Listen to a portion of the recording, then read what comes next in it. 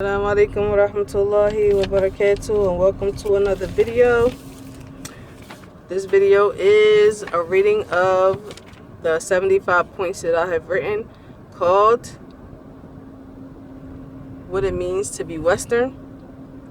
Let me read my disclaimer before I start. This list of points are solely for the person who wants to identify the ill traits in his or herself coming from the West.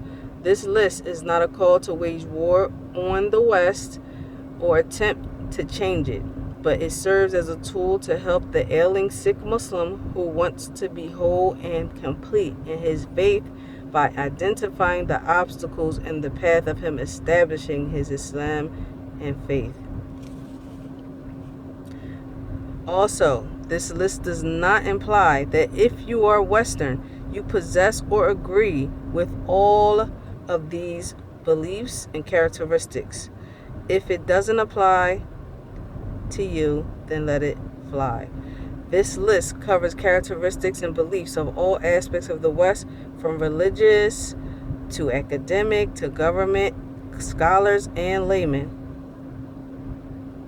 Alright, so today I'm going to read points 50 to 66. Alright, what it means to be Western, let's go. 50. To believe that religion has no place in greater society and should be confined and restricted to a religious institution and never in the mainstream. 51. To deem religion to be an enemy to science and to keep religion subdued and an object of ignominy and seen as a threat to progression in society. To have an aversion, number 52, that was 51. To deem religion to be an enemy to science and to keep religion subdued and an object of ignominy and seen as a threat to progression in society. 52. To have an aversion to religious laws or laws rooted in religious foundation, even if you claim to be a practitioner of that religion. Like people having actual problems with Sharia. I've seen people who come to a Muslim country and they claim they're upon the Sunnah and they don't like Sharia when it is actually implemented. When they have been placed under Islamic rule, they don't like it. They have objections. Number 53. To criticize and blame the government and hold it responsible for the flaws in society and never the citizens of said society. 54. Getting defensive and throwing accusations and replying with unreasonable and illogical rebuttals when the truth about Western behaviors are highlighted. For example, like when you try to advise people about certain behaviors that Westerners have, they make excuses. They say, oh, well, because this, well, all of us, blah, blah, blah. They make a lot of excuses. It's never, you know what, you're right, I'm wrong, that's incorrect, that's against the religion, or you can forget it. With a non-Muslim, you can just forget it. They're just, well, no one's perfect, and we all have flaws. Well, they start throwing what we call throwing mud. Start looking at you. Oh, well, you did this, or I mean, I'm sure you have. Blah blah blah, whatever. 55. All speech, beliefs, and practices must be approved of and deemed fit by the West in order to be considered or accepted by society at large. 56.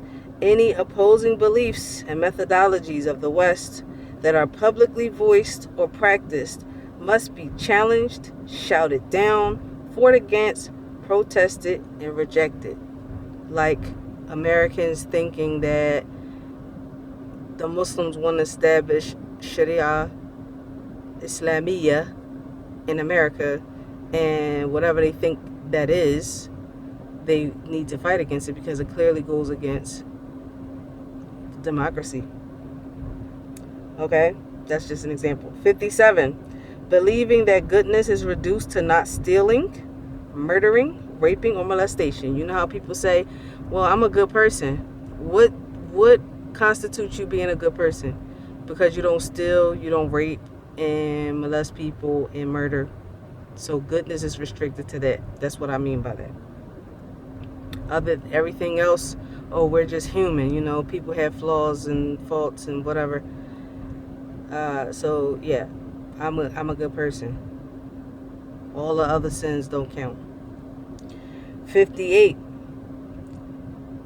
To deem any struggle, hurt, emotional distress, or sadness of the wealthy person or the strong person to be insignificant, even if justified, while validating and justifying all the same conditions for the poor person or the weak person, even if it's self-inflicted.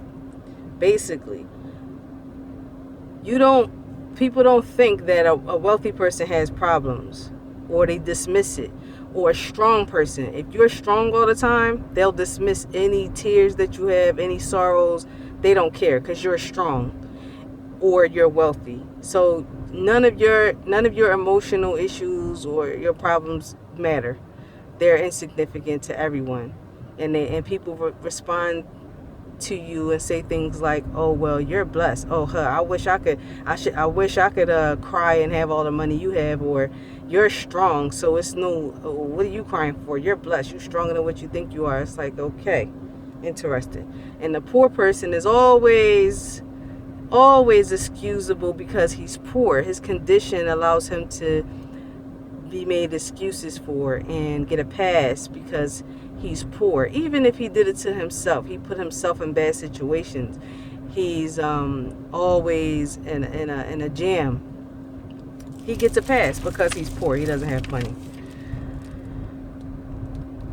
Just stop me when I'm wrong. 59.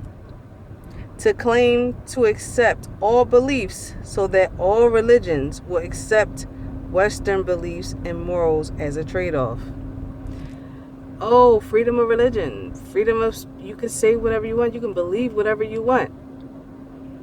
While they are backdooring you, erasing everything that you are trying to instill in your children in the institutions and injecting them with false beliefs in the name of science and philosophy. Number 61. Number 60. To attack the foundation of a belief, religion, and its learned men, to make a foundation seem false, to weaken it in order to be replaced with a Western foundation. So you have philosophers and those people who are in a position of science who will basically attack the very foundational beliefs of religion in order to make you feel, or as practitioners feel, that it's insignificant, it doesn't mean anything, it has no place, and make the religious men look like they are fraudsters or bigots or whatever. Both the non-Muslims and the people of innovation, they do that. They try to separate the people from the scholars, from Ahl Sunnah, in order to move in and inject their poison. So Ahl Bidah actually got that from the Kuffar. They got it from the non-Muslims. All of it is tactics and tricks from Shaitan.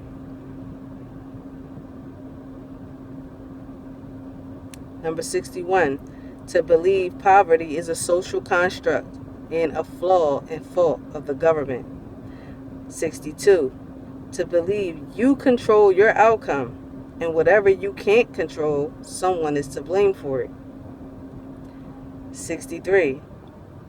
To believe that the government leader should be removed and shouldn't be in place if he does not serve and give to the people. 64. To believe the people have a say-so in the laws that govern them. 65. To believe that a fact is reduced to what is rooted in what can be scientifically proven. So whatever is not backed up by science is not a fact. Okay? It's considered false or an opinion, or is to be dismissed. So any truths that come from the religion can't be considered as facts at all whatsoever according to them. When fact, look up the word fact, what it means, what it's derived from. They already they've set that foundation in our minds. What is fact versus opinion? Those are scientific terminologies in the first place. So we say truth versus falsehood. What's true, what's false, what's correct, what's incorrect. Number 66, to believe that an opinion is any thought, statement, or belief not proven or validated by science. Please take any comments that you want to write in the comment section. Let's have a community discussion. If anyone has any objections, please comment down below. Or anyone has any stories related to these points, please comment down below. And inshallah, I will see you all in the next video. This is Hijrah, away from thoughts, beliefs, and ideas, only for the religious person. If you want to truly be upon Ahl Sunnah, you have to remove these things from your mind.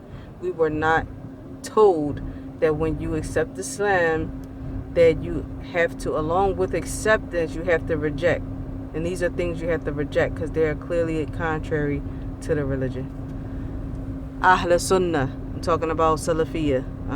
Anyone else that's listening, this has nothing to do with you, because whatever path you're on, that's what you're on. These are for people who are from Ahl Sunnah, Salafiyin. Just to make it clear. Ma'as salama.